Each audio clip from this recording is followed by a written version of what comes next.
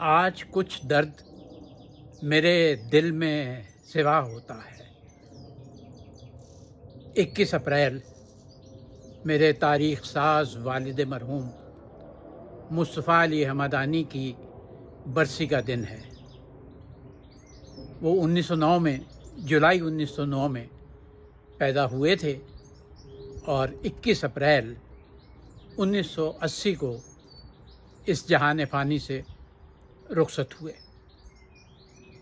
مصطفیٰ علی حمدانی تاریخ کا ایک بہت اہم اور روشن باب ہیں، لیکن ہم کیا کریں کہ ہم ایسے عہد میں زندہ ہیں جہاں احسان فراموشی اور اپنے تاریخ ساز کرداروں سے ناآشنائی جیسے عوام کی حکومتوں کی خوبی بن کے رہ گیا ہے۔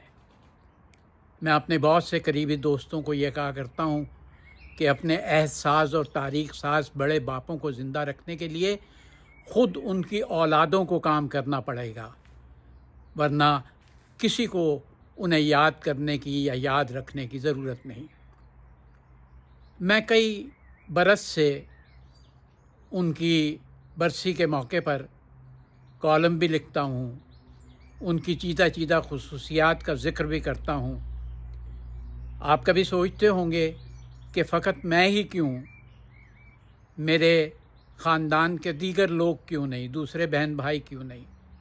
تو کیا کروں کہ یہ مائکروفون اور یہ قلم میرے حصے میں آیا۔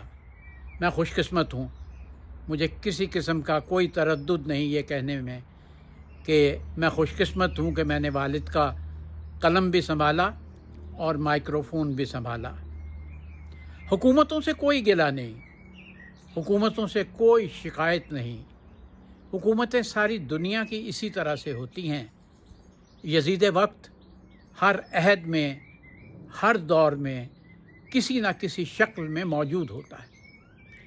افسوس اگر کبھی ہوتا ہے یا کبھی دل کڑتا ہے تو وہ عوام کی غالب اکثریت پر، قلم کاروں پر، تاریخ لکھنے والوں پر، اور پھر نشریات کے شعبے کے لوگوں پر۔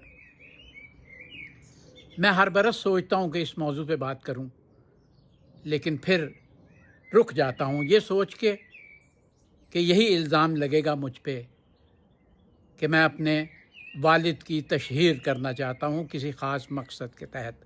قطعی نہیں۔ خالق لوح و قلم میرے